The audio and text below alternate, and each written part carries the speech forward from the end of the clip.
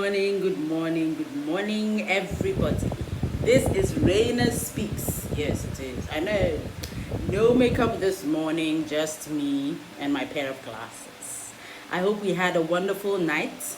I'm having to go out of town on a business trip, and I thought to do this pre-recording so that we can still meet up. Now, remember, I'll be watching with you, so just leave in your comments, leave in your questions, and I'll be answering as we watch together. Don't forget to start a watch party and make sure that every other person is watching with us. Good bright morning, and today we'll be speaking about the in-laws in the relationship series. Now, this is what I've done. I've realized that we need to do a two-part for the in-laws. So today we're going to be talking about in-laws generally, and then we're going to be concentrating especially on the parents or the elderly ones. I mean, like the mothers, the fathers, the uncles, the aunties, those ones. And then next week, God willing, we'll be tackling the younger in-laws, like the brothers, the sisters, especially if you have to live with some of them for one or two reasons. So let's dive right in and talk about the in-laws, and I hope that you will enjoy this session as much as I will. Don't forget to start the watch parties. Don't forget to like, share, comment, and also don't forget to subscribe to our YouTube channel, Raina Speaks. Also to follow us on Instagram, Raina Speaks 8. Raina Speaks 8. And also don't forget to follow our Facebook page, and also join the group. You can be on the page and not be on the group, so join the group and let's have a beautiful time together. Good morning once again. Now, who are the in-laws? Who are the in-laws? Some ladies cringe when they hear the word in-law, and in fact it prevents a lot of ladies and gentlemen from getting married because they've heard so many stories about in-laws that it puts them completely off. However, I must say that some in-laws, in fact, most in-laws are just human like we are. And if handled properly, we can get the best out of them. Of course, there are some in-laws that you cannot do anything about, just like human beings are. You cannot always have 100% human beings. But that does not mean that we should cast a blanket over all the rest and say that because I had a bad experience with somebody as an in-law, it does not mean that all the rest are going to give you bad experiences. Also remember that that is where your spouse or your partner is coming from. So definitely there is some good in there, and so you must seek to reach out and find out what it is. Our in-laws are the other family that we marry into. Simply put, the other family that we marry into. So you already have your own extended family of your mother, your father, your siblings, uncles, aunts, nephews, nieces, blah blah blah. And then you marry into another family that has also their father, their mother, the brothers, the sisters, uncles, and aunties. So your in-laws are just your partner's family, the one that you marry into. Now, I think that most people have not thought about it. But apart from biological in-laws, you must realize that you also will have spiritual in-laws. I know you never thought about it. You are a man and you are getting married to this lady, and you thought, well, as soon as I marry, I'm taking her away from the church she is in, or I'm taking her away from the religion she is in, and she's joining me. So, I mean, after that, she has to take my religion as her religion anyway, and she has to take my spiritual fathers as hers or his. That's not true. You inherit spiritual in-laws too, directly or indirectly, whether they continue to stay in your life or not. Remember that they have had a major influence on your partner's life, and no matter what you do, they are in there. So you must, when you are choosing a partner or getting married, one of the things you must remember is, am I okay being the spiritual in-law of this person that I am getting married to, their daughter or son? So today, I just wanted to open your eyes to the fact that it is not just biological in-laws you inherit when you get married. You also inherit spiritual in-laws. So be sure that you want to marry this other person from this other church, from this other religion, from this other belief. Be sure, because you are going to be inheriting his or her spiritual parents as yours as well. They will visit, they will call, they will ask questions. Do you want them to? If not, then you should be reconsidering. If you do, go right ahead and you're good to go. All right. Now, these are some of the things that people do, and then it brings a whole lot of fracas between the partner and the in-laws. Some people never relate to their in-laws when they are in a relationship, and expect the in-laws to back off once they are married, and so become a threat, thereby sparking all kinds of rivalry and controversies. Most people don't want to relate to in-laws before they get married. They relate to only their partner. They don't visit their partner. They don't call, they don't visit their partners' homes. If the partners are living with their parents, as most women will be, if it's male, there must be a deliberate effort to go and visit the family if he doesn't live there. You see, most of the young people do not visit their in-laws whatsoever. And then 2 or 3 months to time to get married, then their son or daughter pops in with, this is the person who wants to marry me, and we've set a date. That is too much of a surprise, and it is also disrespectful. If you're going to go out for 2 to 3 years, the in-laws must know who you are. They must know your temperament. They must know where you come from. They must see you as part of the family before you become a part of the family. And no, it will not cause them to disrespect you, because you can be part of their family and still have your boundaries, and you'll be fine. So don't go out with a person for 3 years, and the first time you see the mother, the father, the uncles or aunties or siblings or whatever, the first time you see them is when you are going to be introduced as a girlfriend, or going to be introduced as a potential wife. You know, that is going to spark a whole lot of controversy, because they do not know you.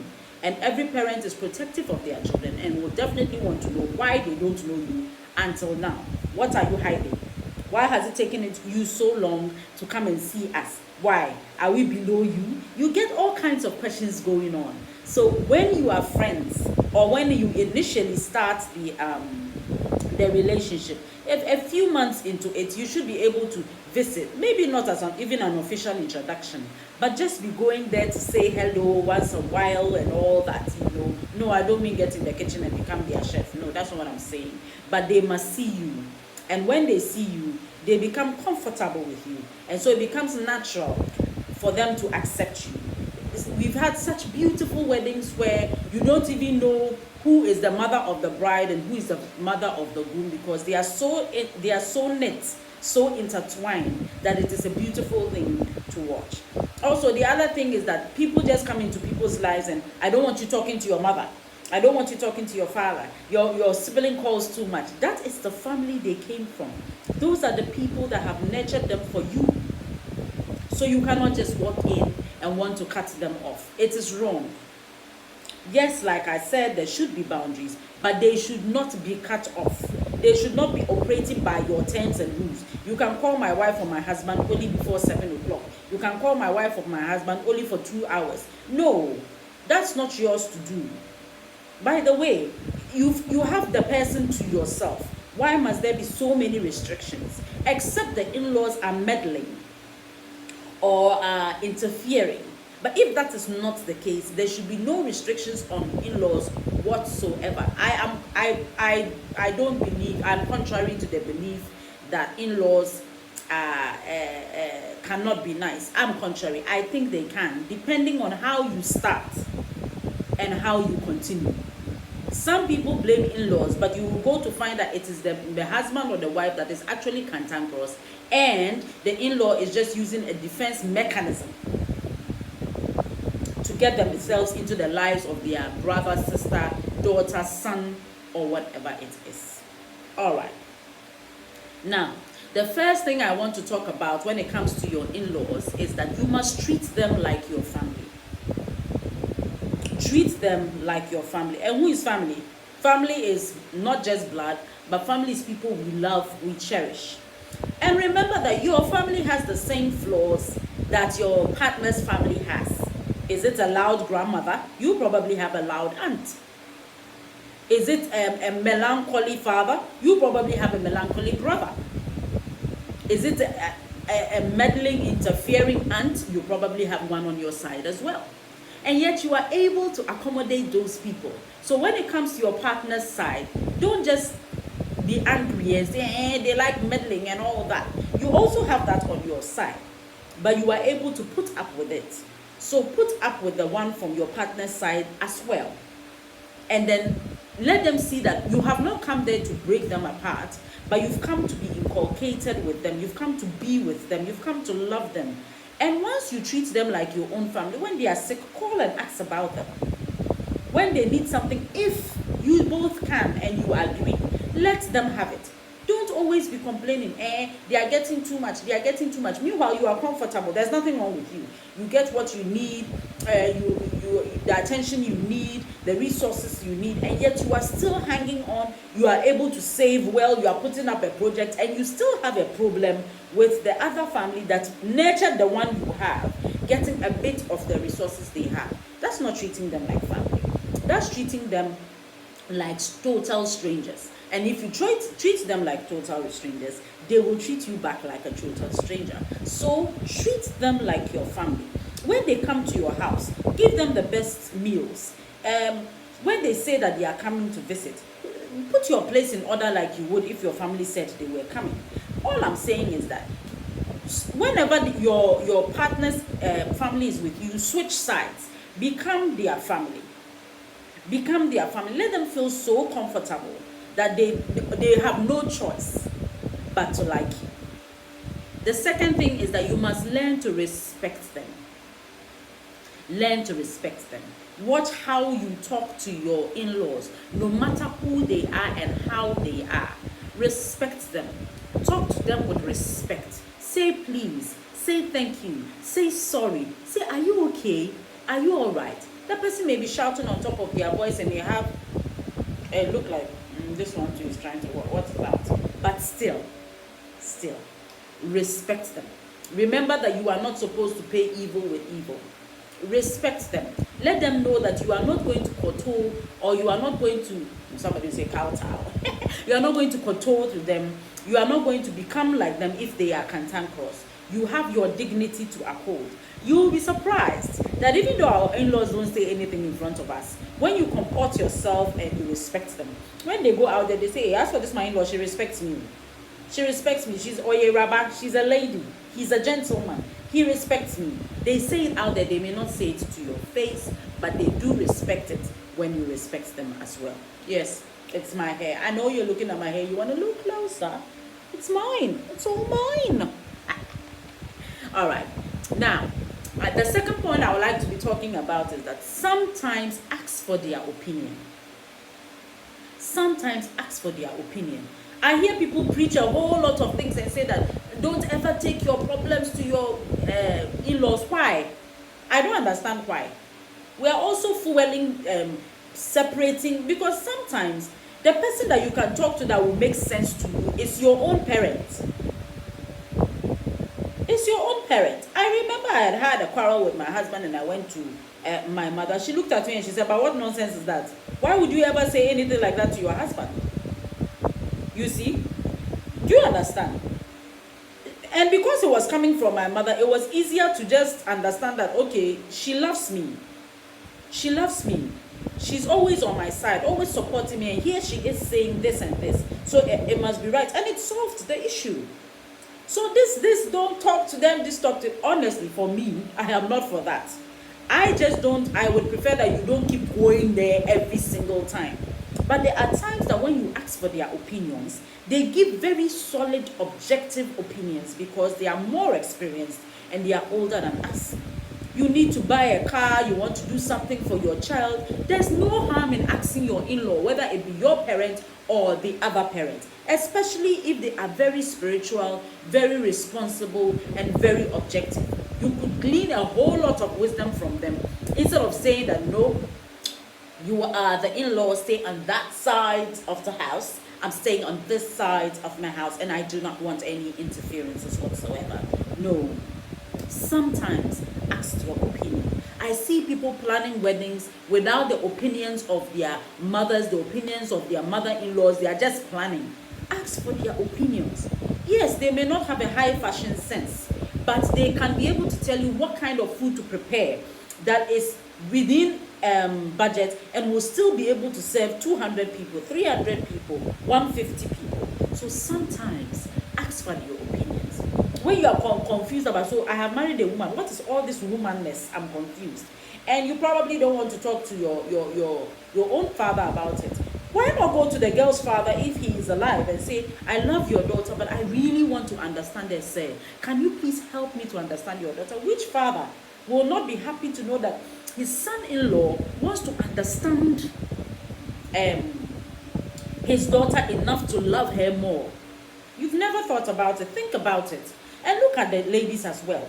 Which mother-in-law will not be happy for you to come and say, Mommy, I've seen that my husband likes jollof, but I'm not so, I cook jollof, but I've realized that there's a certain way to do jollof. Can you teach me to do jollof, that's your style, so that I can do it for him?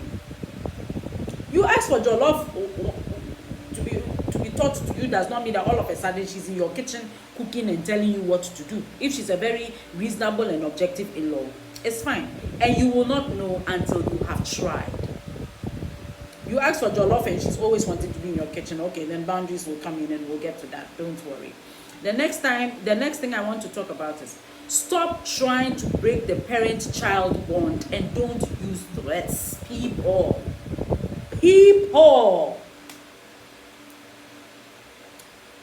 A girl marries a man and it's like, don't talk to your mother again, she calls too much, she checks on you too much. That was what was happening before you came. Why must it stop? The Bible says you must live and cling to he's clinged to you, you are living together. That 5-minute call will not do anything to your marriage. That check-up will not do anything to your marriage. Sometimes it saves your marriage. Because sometimes they get talking. And when they get talking, anybody who has talked about whatever is bothering them, you realize they've diffused whatever is in there. So when they come back to you, they are happy. It's because they got to talk to somebody. I don't know what it is, but people come together and then all of a sudden, don't talk to your mother, don't talk to your father, don't relate with your brothers and sisters. I don't understand. With no reason, I mean. There's no reason. It's not because somebody has done something bad to them. It's not because somebody is being cantankerous. Simply that we are married. Look, we are Africans. And one of the strongest things we have is the family bond. The family bond. You see, you realize that in Europe today, they are going back to the family. If you realize, they are going back to the family. At first, they used to be just concentrated on their nucleus. And they realized it wasn't helping. Now they are going back to their families. Bonding with their grandparents. Bonding with their nieces, cousins, nephews. All those things. So don't walk into a person's life. And then because you came, you are trying to break the parent and child bond. Always complaining. You have the person 24 hours. The mother calls for 5 minutes. The father calls for 10 minutes and you are angry. I was coming back from work and I decided to pass by my mom's place. He was there, she was there for 20 minutes. A month and you are upset. It's like when you just hear that the parent has called, you are upset, you are angry. What are you hiding? What are you hiding? Because if you are not hiding anything, he gets calls from his friends, you are fine. He gets called, it is because you did not bond. You did not respect them. You just, you came to marry, that's all. You just came to marry. And so anytime they are talking, your conscience is like they are talking about me. They are saying something about me. When most of the time, they are probably not even talking about you. Believe me, most old women don't want to talk about you. Men don't want to talk about you. They want to talk about. Do you remember that your uncle who used to live in London, the one that had many children? He has come back. He's in Ghana now. That's what they're talking about. My back pain. My back pain. Do you know any medicine that can help my back pain? That's actually what they are always talking about. They really don't want to talk about you unless you give them a chance to talk about you. And don't use threats. If you talk to your father, I won't speak to you again. If you talk to your mother, me too, I'll be talking to my mother all the time. And if you send this money to your mother, me too, I'm going to send to my mother. It's not realistic. It isn't. It isn't. Let me blow my own horn a bit. I keep asking my husband, have you called your mother? Have you spoken to your mother? How is your mother? And if he has not spoken to his mother, all hell breaks. I'm like, no. You need to speak to her. You need to find out how she's doing. I remember there were times when he was upset with her mother. You know how men can be. I said, no. That's your mother you're talking about? No. I will not tolerate you talking about your mother like that. You know why? I have lost my mother and understand what it means to have a mother. So do not deprive anybody of a mother or a father simply because of selfish reasons. Simply because you came in. Simply because you want 5 minutes attention. Some people too, it is during the period that they are talking to their mother or the mother has visited, all of a sudden you are sick, all of a sudden you need this. All those things are immature. You have the man, you have the woman. They are there all the time. If the mother even comes to stay for 2 weeks and leaves, she leaves. And you guys are together again. So don't try and break the parent-child bond. The stronger it is, the more advantageous it is to you. Because when they see you don't mind them being together, you will be surprised that your in-laws will tend to support you. Believe me, it works. Believe me. The next one is admit when they are wrong. Also admit if your spouse is wrong. I read things like, even if your spouse is wrong, stand by the person. Like I said, I'm different. I'm completely different. But if your mother or father or if your family is wrong, tell them they are wrong. Tell them, I don't like the way you are speaking to my wife or husband. I do not like the way you are relating to my wife or husband. I do not like this thing that was said, this thing that was done. I am not for it. I do not support it, and I would prefer that it was not done again.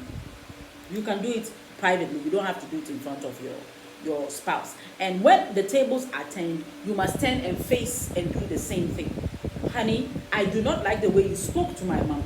I do not like the way you spoke to my dad. It is disrespectful. I will not put up with it. I would prefer for it not to happen again. Simple and short. Everybody knows their place. You'll be surprised to know that. Once they both know that you are being objective and real, and they know that you are not taking sides, you'll be surprised. They will merge better for your advantage. Because they know that one will not say hey, because it's your wife, and one will not say it is because it's your husband. One will also not say it's because it's your mother or your father. No, they realize that all you want is peace, and you want a family unit, because two families have married and have become one. All right. The other thing is create boundaries that neither can cross. Create boundaries that neither can cross. You see, create boundaries for your family. Create boundaries for your spouse. One boundary to create, for example, for your family is you cannot stay in my house longer than 1 week. You cannot stay in my house longer than 1 week on a visit. After 1 week, no matter who it is, they must leave. Yes. Yeah, I mean it. I'm not joking. Yes, I mean it. No matter who it is, after 1 week, your longest stay is 1 week. You must leave. That's a boundary for the family. That's a boundary from the family. A second boundary for the family is that you cannot enter my wife's kitchen anytime you want. You need to cook something. You need to get something. That's my wife's office. Please ask before you do. You see, those are boundaries. Those are clear boundaries that are set. No, you don't have to call them and have a family meeting. But when they are around you, you must let them know some of these things. You know. Okay. So what is the boundary for your spouse? Depending on who it is, you must create boundaries such that they cannot talk to your people in a certain manner. Please, when you are getting upset about something, walk away. If you feel it is impossible for you to control yourself, you tell your spouse that whenever you feel you're upset, talk to me and I'll talk to the person. And make sure you do. and address the problem. Like I said initially, make sure you are addressing who is the cause of the problem objectively. So if you feel your spouse will not handle it well, and by well I don't mean the person doesn't know how to handle issues, I mean that the person is so upset that the person cannot make objective reasoning, then you stand in and correct it. That's a boundary, so that there's no disrespect across board. Because if your spouse walked up to the in-law and decided to talk, there will be all kinds of words flying in all kinds of directions, and the likelihood that they will both disrespect each other is very high. So create boundaries that neither can cross. Now, you must create consequences for those boundaries. You cross that boundary, well, I'm not getting in the middle of that, because you were not supposed to go here, you were not supposed to get there. So you people want to kill yourself? Well, I'm sitting here as referee and I'm watching. It will not affect how I love any of you. It will not affect how I treat any of you. It will affect the fact that I intend the two of you to come back together after all this bickering. But I'm not getting in the middle of that. I'm not getting in the middle of that. You know, create boundaries. There are certain conversations your spouse should not have with your parents. Certain conversations your spouse should not have with your siblings, for example. You know, create boundaries so that both know where the line is drawn and they both stay on their sides of the line. The next thing is discuss remittances to them and stick to the plan. There are some families where you need to remit or send some resources or some form of money to your parents once a while, or every month, or every year, whatever it is. Before you get married, discuss those things. Discuss them. And then when you do get married, you sit and have another discussion and you decide how much you think should go. If you decide it's 50 Ghana cedis, $50, 100 pounds, 60 euros, whatever it is you decide it is, and you both agree, stick to it. We said we are giving our parents 100 pounds every month. After we give the 100 pounds, then you secretly go and add another 100. That's wrong. You are breaking the trust of your partner, and you are making your parents feel that your partner doesn't like them. No. If there is not a case of emergency, whatever you guys have agreed to is what you stick to. It's the plan you stay with. Don't cross over. Don't do secret things. I always say that if you are buying something for your parents, why should you hide it? You see, when you start hiding things, you are buying something for your brother, your sister, you are hiding it, and your spouse doesn't know. When you start hiding things, what happens is that your spouse begins to suspect that there's more to it than meets the eye, and the in-law begins to think that the spouse does not like them. Meanwhile, that is really not what is going on.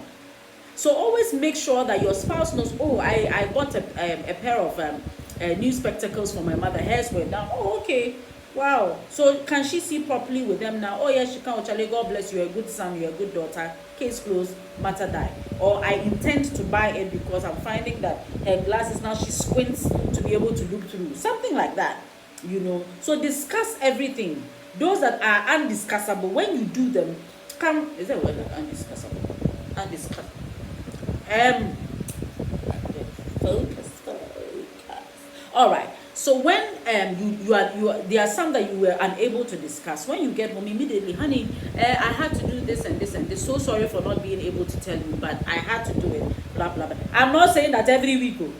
It's not as if I'm saying that every single day you had to do something. Every week you had to do something. Every month you had to do something. That's what I'm saying. That is not what I am saying at all. I'm saying that when the person really needs it and you were unable to discuss it, that's different.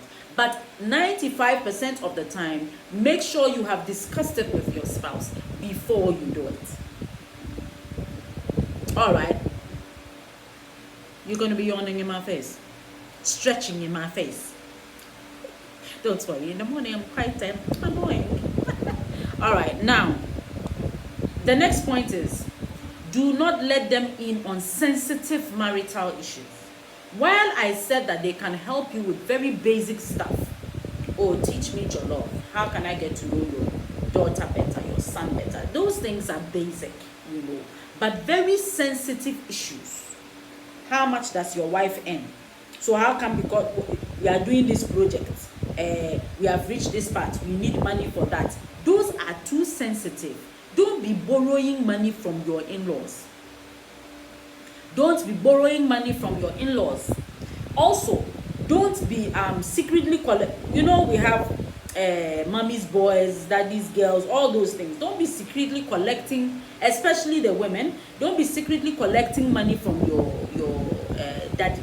What happens is that if you are not careful, your parents will begin to think that your spouse is incapable, and it really reduces the level of respect they have for him. He's supposed to take care of you. That's actually how it is. So, excuse me, the men too that don't like taking care of their family and leave everything to the in-laws.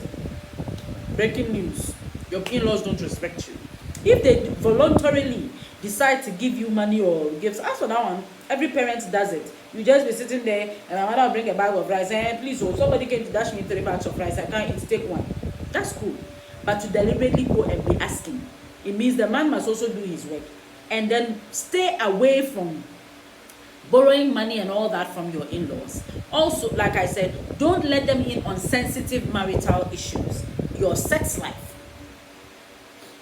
is a sensitive marital issue, So know the boundaries for sensitive things that spark the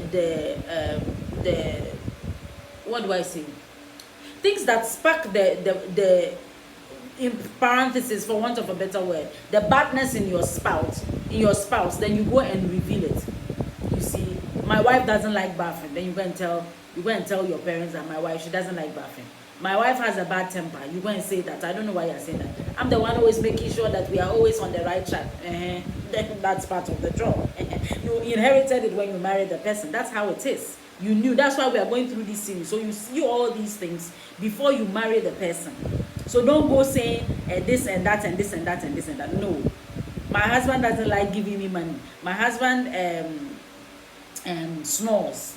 I mean, they are very, I'm saying basic things, but they are very sensitive things that I would rather you took to your spiritual parents than to your physical parents. No, if he's beating you, that one is not a sensitive marital issue. No, let the world know. Tell OFM, tell Time FM, tell Peace FM. No, that one is not a sensitive marital issue. It's a matter of life and death. Tell everybody you want to tell. That's what I'm talking about. I'm talking about those that are just between the two of you and can cause all kinds of troubles if the parents leave. All right. Play your role well so your partner doesn't need their parent to step in. And that's what I said. You are a man. Give your chop money. Look after your family how you should, so that your spouse's parents don't need to come in. They don't need to buy food. They don't need to send money. If they are doing that, you have allowed them into your marriage by refusing to play your role well. The woman, cook for your husband, clean for your husband. Be a wife to him. Your house is always dirty. There are always smelly things there. So he will go to his mother's house, which is always neat. It is not his fault, it is yours. You see? Also, don't say, because the house is always dirty, I am going to. Remember, we've already discussed roles anyway. And remember that everything we are discussing is a step. Don't take out just in-laws and say, did you hear? No. Put it all together and make sure it's all working before you refer anybody to anything. You see? So play your role as a woman well. Your role is to cook, clean, and take care of the home. Be a proper man. Your role is to take care of the home, monetarily, emotionally, psychologically, physically. Those are your jobs. So if you are not doing it well, they will definitely run back to their family for refuge. And that will make it that you have invited the in-laws to come and meddle in your marriage. So play your role well. And like I said in the beginning, visit them and call to check on them. Some of the people you have married, that is the only child they have. And you have taken that child away from the parents.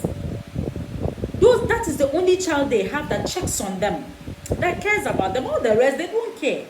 You have come and you have taken. How would you feel? Ask yourself that if you were in the position, and if you're as old as that and you don't have any child to check on you, how would you feel? It breaks my heart when I see that people are trying to get people away from their parents. It It is not Christian. It is not right. Visit and call to check on them. Even the in-laws are not your parents, you must also visit and call. If you can't visit, let them visit. Once a while, let them come. If you have children, those are their grandparents. Children and grandparent bond, you can't do anything about it, I'm telling you. I'm telling you. So visit them, call them, bond with them. All right. The next one is that allow your partner to respectfully complain if there is an issue. If there is an issue, let your partner respectfully complain. Allow your partner to say, oh, I think that I was not too comfortable with what happened. I think that this thing, we could have done it this other way and it would have worked too. Not immediately your partner says, please, can we have a discussion? Yes, what is it? And you see, your sister, your mother, please, I don't like that. You like complaining about my people too much. You like saying things about my people. I don't like that. Immediately, you have cut the person off. You have immediately cut the person off. You don't want to hear anything about anything. You don't want to hear anything about it because the person has mentioned your family. So you don't want to hear about it. That is not right. Because there might be something genuine going on. And once you allow it to simmer or germinate, you are breeding or cooking a recipe, a food you cannot eat. So it is better to hear it quickly and address it quickly than to brush it off. Because if it is a genuine case, it means that it's going to cause a bit of problem and you are refusing to hear it. So allow your partner to respectfully complain if there is an issue. If your mother comes into the house and is throwing her weight about and is complaining and insulting and demeaning and disrespecting your spouse, you must let your spouse complain and you must address your mother. Some mothers will play the innocent guy. You are choosing your spouse over me. You must let your mother know that I'm not choosing my spouse over you, but what you are doing is wrong. Everybody has a role they play in your life. Your wife cannot be your mother, and your mother cannot be your wife. Stop saying things like, my mother used to cook like this, my father used to do this. You see, those things, they are your father and your mother. Their spouses cannot fit into that. They have their role, and that's why I'm saying play your role well. If you play your role well as a spouse, there's no need for your spouse to compare you. Because they cannot go and compare you to their ex. That one too is another topic for another day. We cannot compare you to an ex. So they will compare you to their family. And because you don't want that to happen, make sure you are playing your role well. So allow your partner to respectfully complain. If there's something that is not going how it should, allow your partner to complain. Okay, allow your partner to complain, and I'm sure you can solve it when that is done. Now, the final thing I want to say is that love conquers all. The Bible says that love covers a multitude of sins. A multitude. A multitude is a lot. Love covers a multitude of sin. So what I will say is that love your in-laws. Yes, I agree. There are some in-laws that cannot be lived with. There are some in-laws that are so impossible. I agree 100%. And they don't have to live with you for you to know that they are in-laws or that you are loving them. However, what I want to tell you is that make sure that your in-laws know that they are loved and that anything you are doing, you did out of love. In the end, let it be proven that that scolding you did, that talk you gave, that refusal was out of love. Once you realize that that is how it is, I'm telling you, you would have won a whole family to your side. And your children will have a whole village that can take care of them when they need it. You see. So remember, your in-laws are not your enemies. Your in-laws are not strangers. Your in-laws are not people you just don't know and you came to marry one of them. No. When you marry a person, you marry them with their whole family. And you must learn to love all of them. And I want to encourage us. Believe me, love wins all the time. Love wins all the time. If we learn to love our in-laws, we learn to put them with us. We learn to and engage them. We learn to love and hug and kiss. We just learn to be their family. Your in-law issues would have been solved. Your in-law issues would have been solved, and you'll be happy that you don't have just one family, but you have two families. Wow. Thank you. This has been Rainer Speaks. Thank you for joining us as usual. I am always so honored and so humbled that you always want to hear from me. I'll say a big God bless you. And I want to tell you that I'll be watching with you. So put up your questions, I'll be answering. Put up your comments.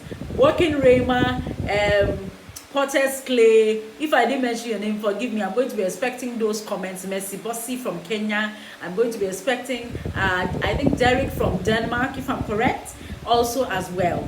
Please let me see your comments. Let me see your questions. I'll be watching with you and I'll be responding. Have a beautiful day, and may God continue to bless you. Thank you for watching Rainer Speaks. I love you all.